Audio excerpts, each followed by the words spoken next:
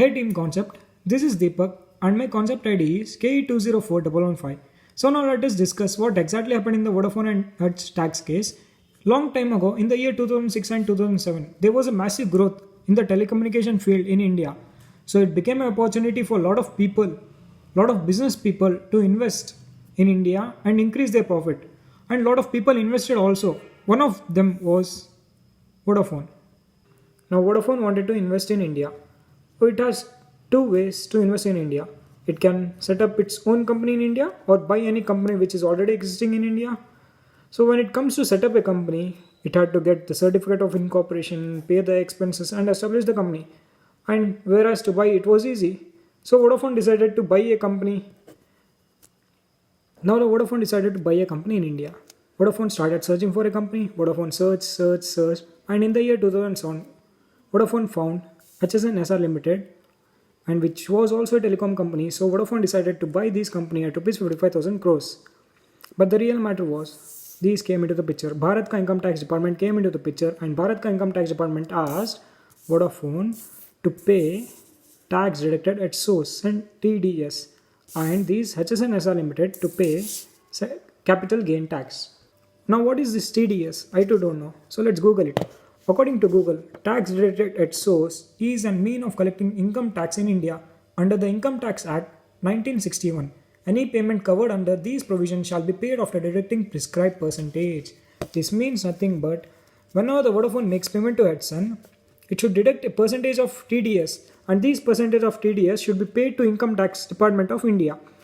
And whenever the Hudson pays his income tax, it can say to the central government that I have already paid a sum of TDS to you, and so the Hudson company can deduct these TDS from his income tax and pay the rest to the tax department. Now what is this capital gain tax? So again Google.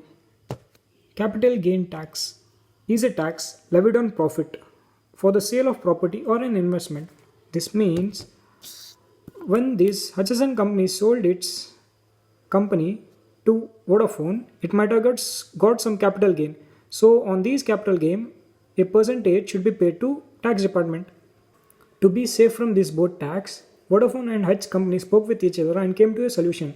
What they decided was, Hudson company already in 1998 established a company called CGP Investment Company in Cayman Island.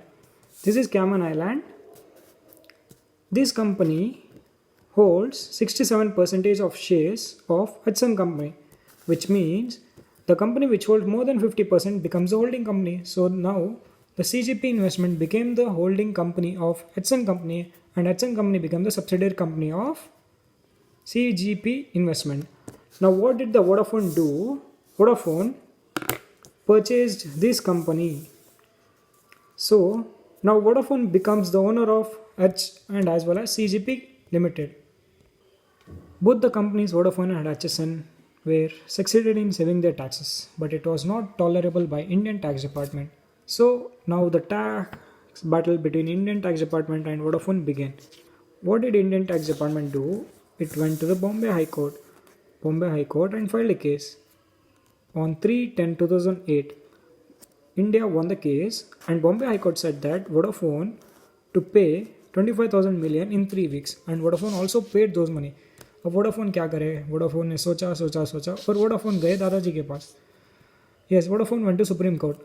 Supreme Court said that there is no rule in our country for the companies established outside India who do overseas transaction need to pay tax. This was also right.